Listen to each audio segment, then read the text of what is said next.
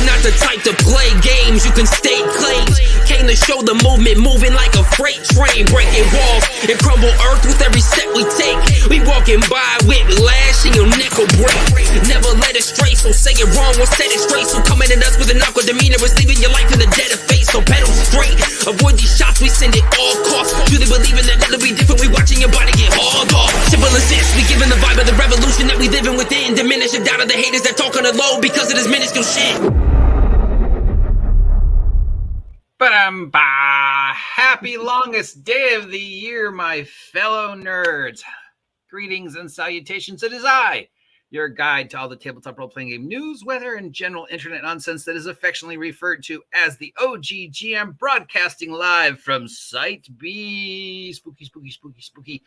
And on this, the longest day of the year, I have been joined by Mike and Jen of Married with Gaming, who have bravely volunteered to be my next victims for this West Coast Grogard interview thing. Thank you very much, Mike and Jen of Married with Gaming, for checking out the channel and being part of my Saturday thing and taking time to spend time to answer a few questions of this. And I recently watched your video about the dice bag, and I didn't know that they were including free bottles of whiskey with the dice bags now. I need to go buy a new dice bag because I was like, what?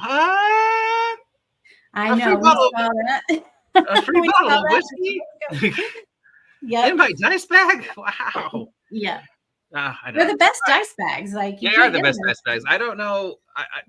I don't know if anybody has ever. For anybody who doesn't know, we're talking about the Crown Royal dice bags. Has anybody ever you think anybody's ever taken the time to try and figure out how that began, where that began? You know, because it is the best dice bag.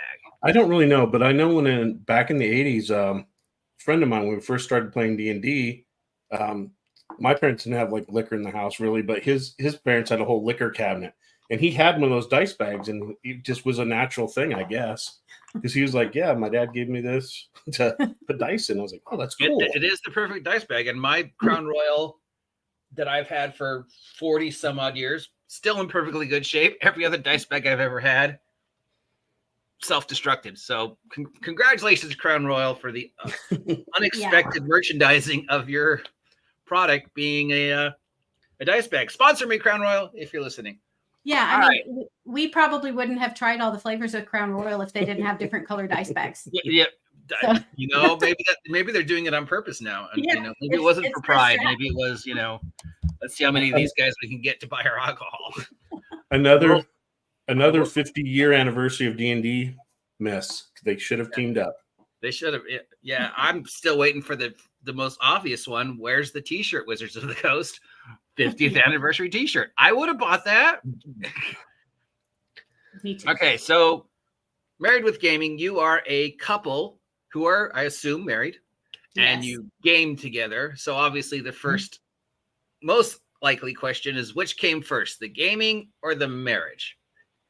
Gaming. The gaming. So you were both separate, independent gaming. And how did you meet? What is the meet cute story of Mike and Jen? Gaming. We met at I'm gaming. We're gaming.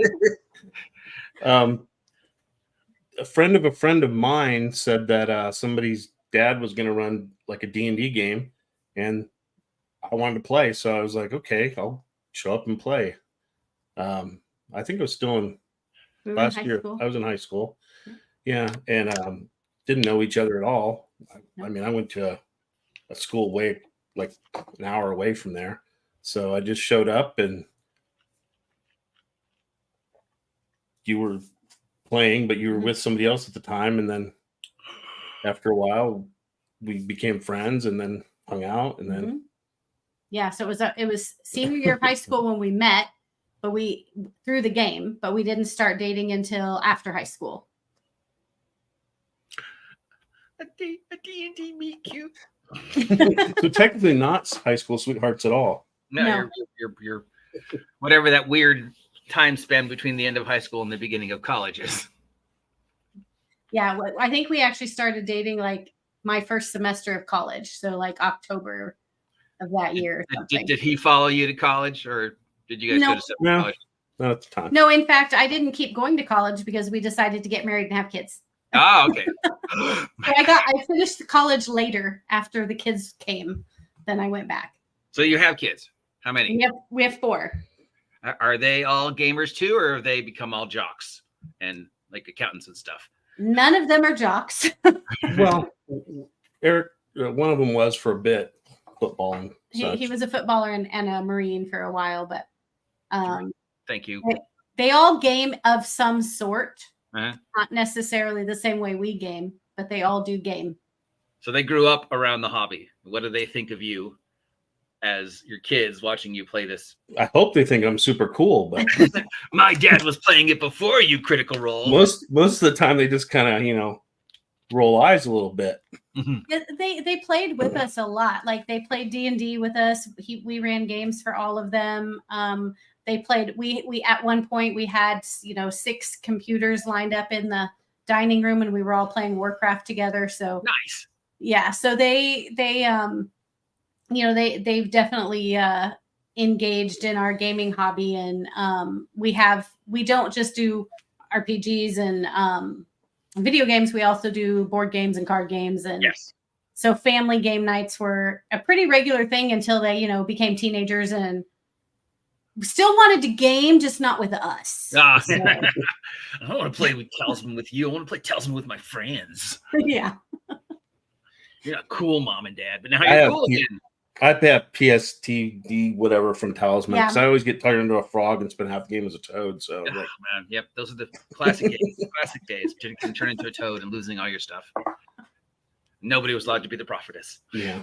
Well, your family, Jen's family, basically they did game nights a lot. All for my whole life. That's like one of the earliest things I remember is game nights, because my mom and her sister were really close and the dads liked each other. So every weekend, either we'd go to their house or they'd come to our house, and the adults would game and the kids would play together until we got old enough to game with the parents. And they always did a board game or a card game or watched John Wayne or 007 movies, but Oh, that's every awesome. weekend. So All right, well, that leads us into the next question. Ladies first, what is Jen's secret role-playing game origin? What was it that opened the doors for you to this hobby, and when was it?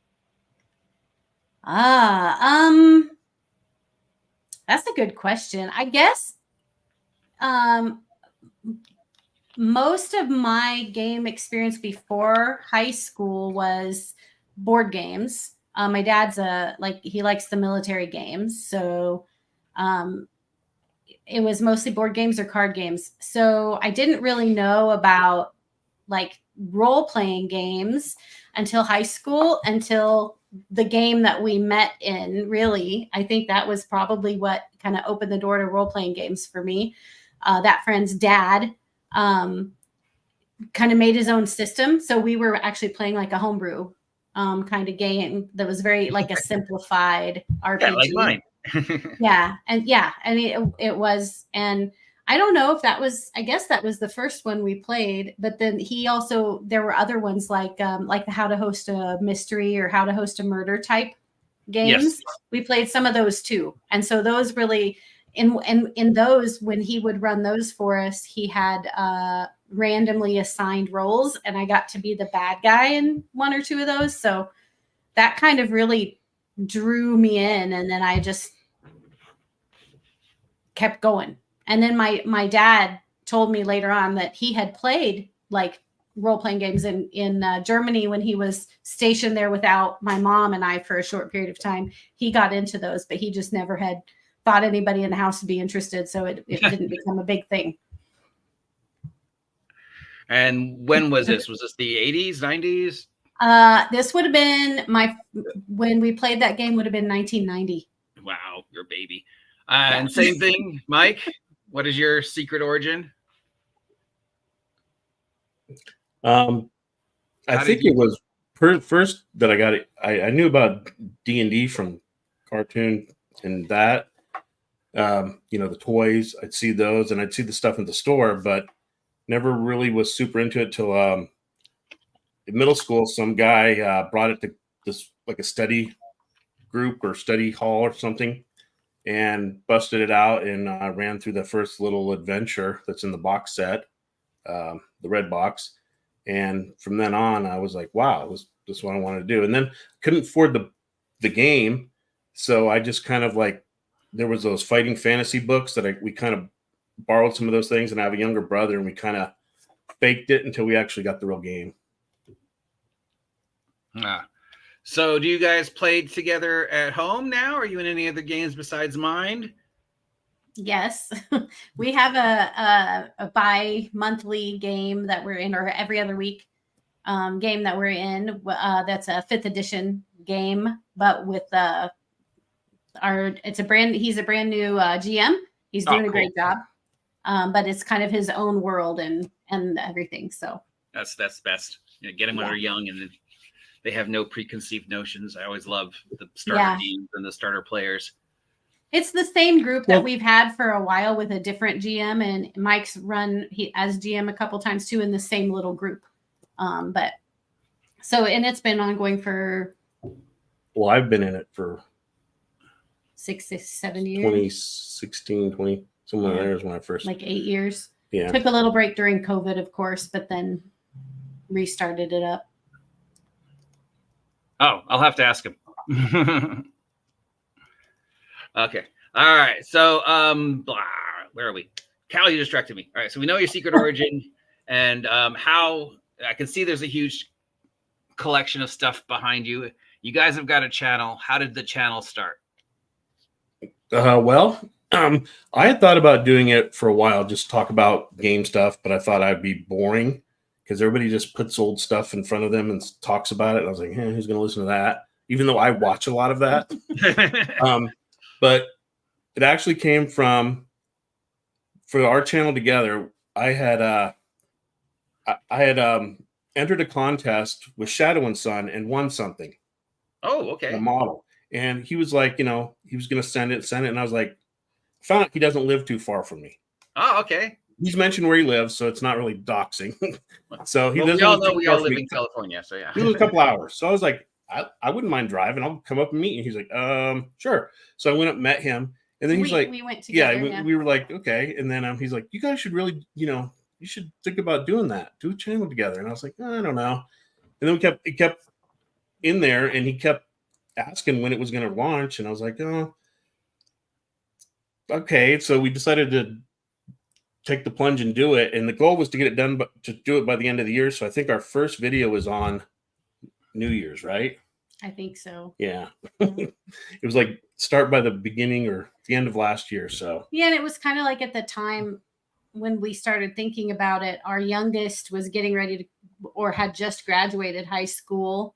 So she doesn't need us as much anymore other than transportation because she doesn't drive, but she doesn't need us helping out. So, and I'm pretty settled at work. So my free times are free. Because she graduated, all my volunteer stuff stopped.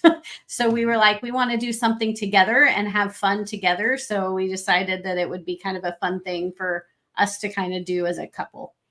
Okay. And I see we are at 57 subscribers and 17 videos. Come on, guys. We can get them up to 100.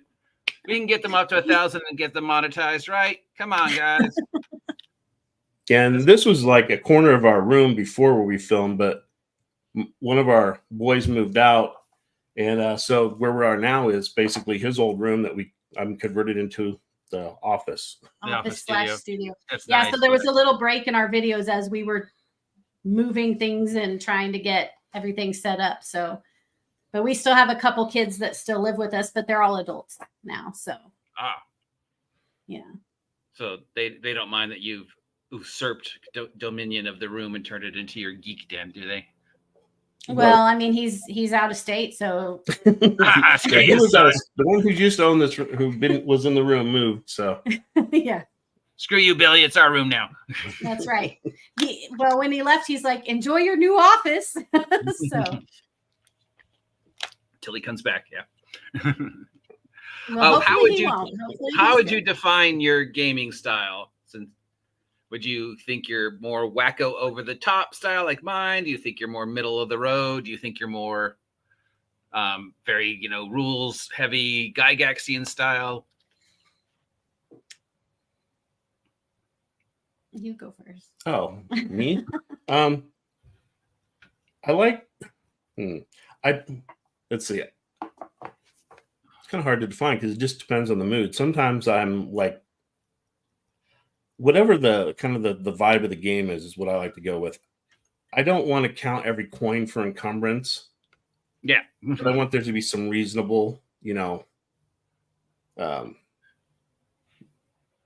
accountability. Some reasonable, like make it somewhat in that where it feels like, I don't want to say real world, but you're not carrying like a golf bag of magic swords with you or something silly. Because we used to play that way when we started. You just keep getting all the loot. Yeah, but yeah, just and with rules, I can give or take rules just depending on what you're trying to accomplish with the game. I mean, if you're trying to make a rule for everything, that never works. But just having a good system that lets you play and resolve whatever you need to. So, but I do like reading lots of country rules. So that's why I have a big collection of role-playing games I won't play probably.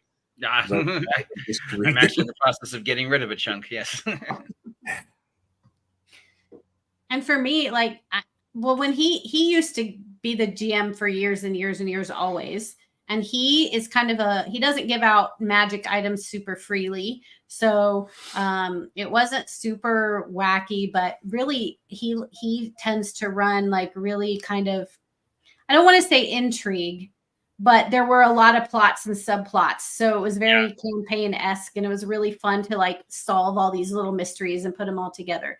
For my gaming stuff, I don't run a lot. I don't GM a lot. I have a couple of times. I would say that I'm super novice at it.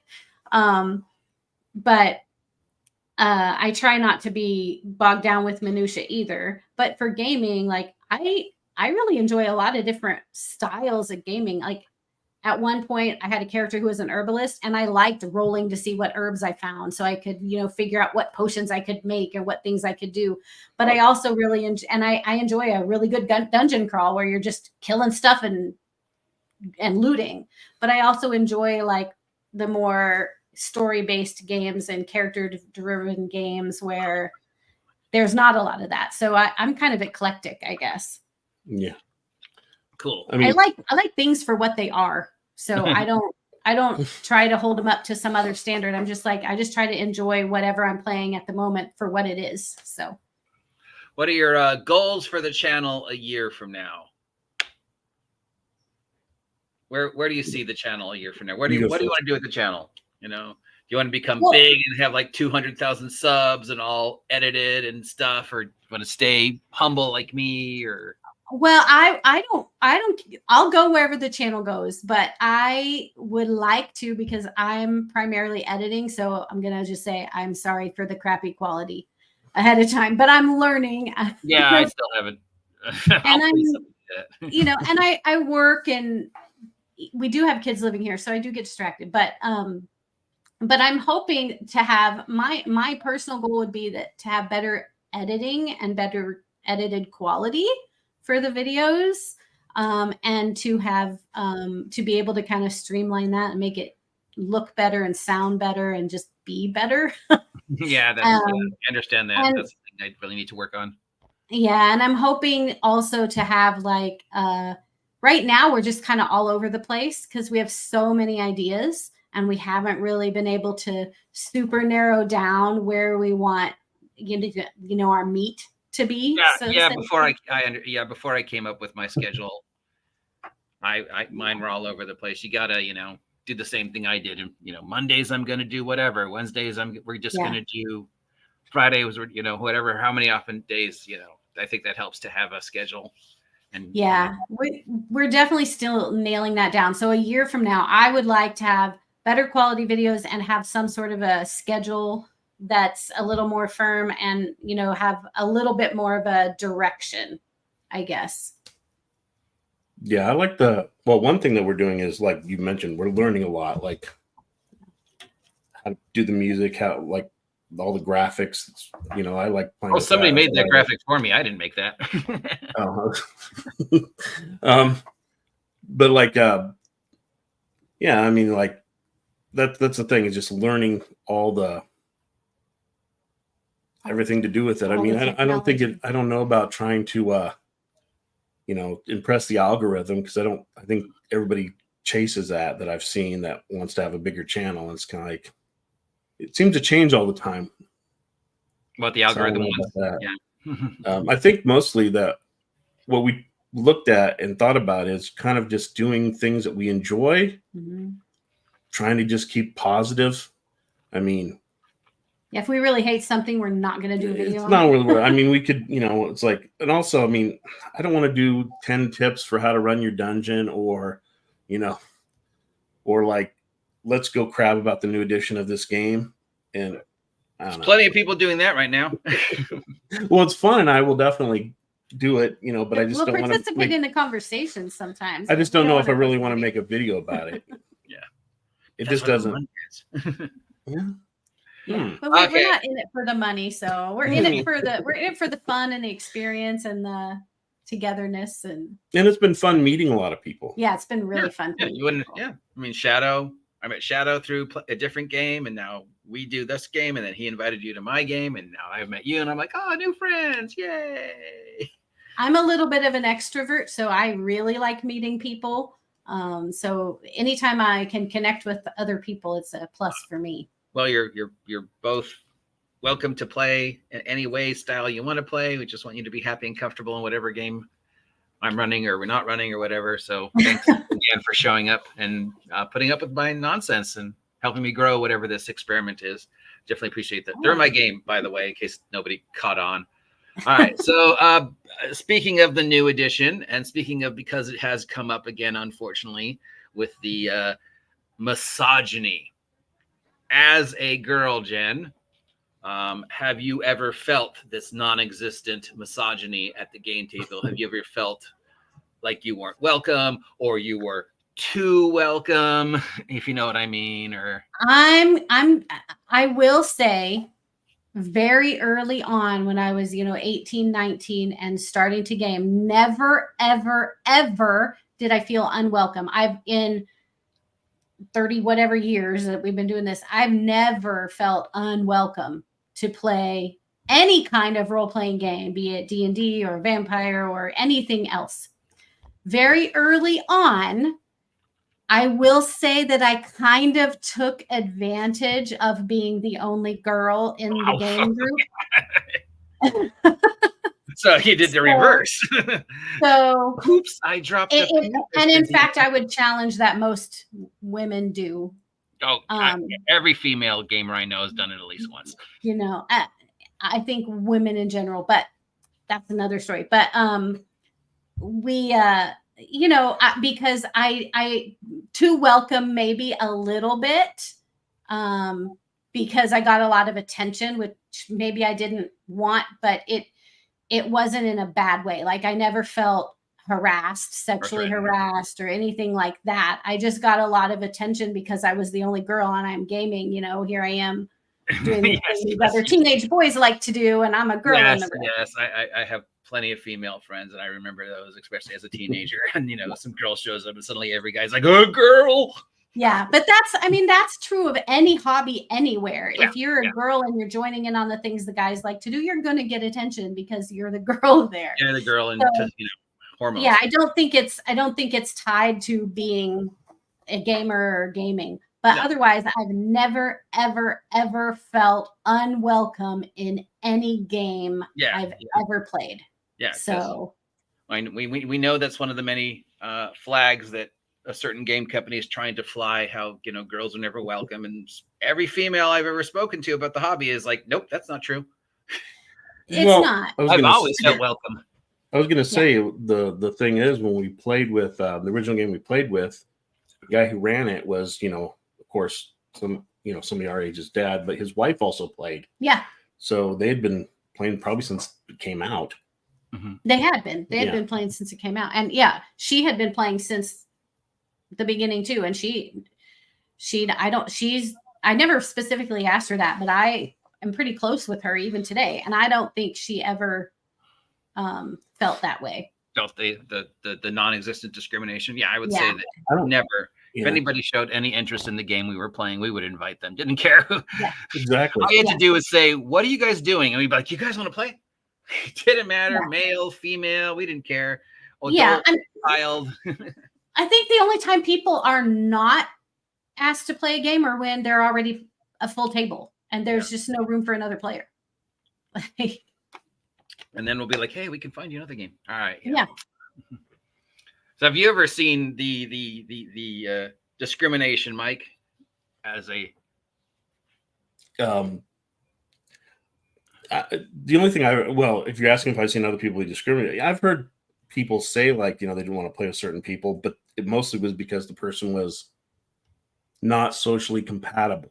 One of those people, but not because of anything like that. Gender or race or religion or orientation. Universal discrimination against jackasses, but more of the thing is like if somebody wants to play a game, at first, because that's how I met friends when I moved around and such. It's like, in fact, when we moved to California, so we moved from the Midwest, packed up all our kids, came out here, had we didn't know anybody. We weren't friends with anybody. Wagon train. No. We didn't have anything or anybody.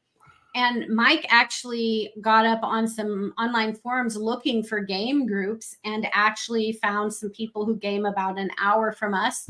And they were the first people to welcome us to any kind of social anything in California. And so we joined a game group here. And if it weren't for gaming, I don't know if we would have made friends here. Same. First thing I always do is try and find my fellow nerds. Yeah, and when I go to conferences and stuff, because I have a professional license, so I have to have continuing education. So I go to conferences, and when I go to conferences or travel for work, I try to find local meetup game groups, whether it's for board games or anything, and I'll just pop in and go game if they have a meetup in a public place that same week that I'm there. Cool. So, wish we did that here in Ventura. Yeah. Curse you, Ventura. Okay. Put you on the spot here now. Before we let you go, what is your most ridiculous, goofiest gaming story that always makes you laugh whenever you tell it? I've got the fireball story. The other guy's got that stuff. What about the dusted disappearance? What is yours? What is your? You want to tell the story of your college thing? That's your hobbies. Okay. Well, it's gaming related, I guess. So when I was in graduate school, you're going through classes with the same kind of group of people, and one of the professors had asked us to stand up and say something surprising about ourselves that our classmates might not guess. So I, stood up and said, "I'm Jen, and my husband and I like to play role-playing games." And I did not, my brain wasn't there, but everybody else's was. And so they all kind of looked at me like, "What is she telling us?" And when I realized, I was like, "No, with dice and character sheets." Which one are you, Jen? The sexy stewardess or the?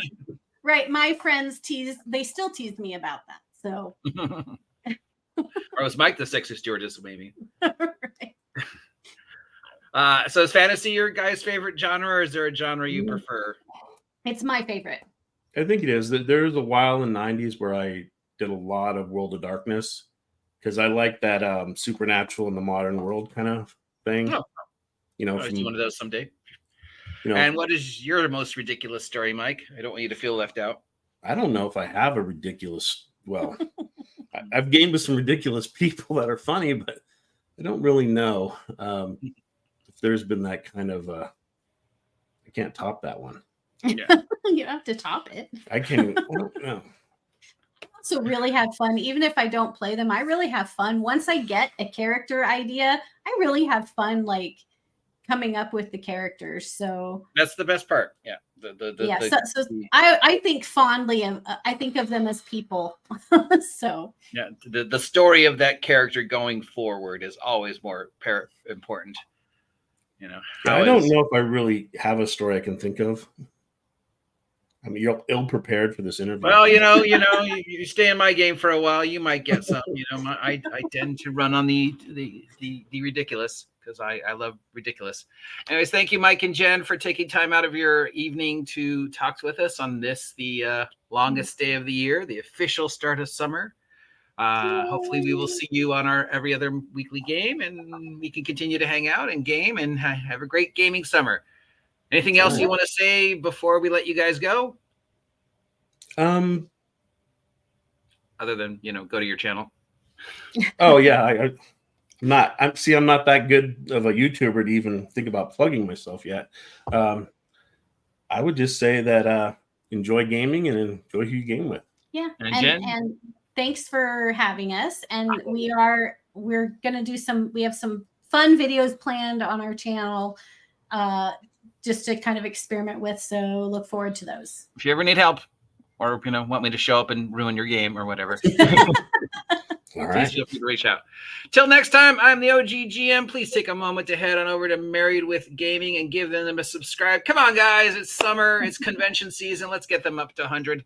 Till next time, please like, please share, please subscribe. And of course, get off my land, you damn marks.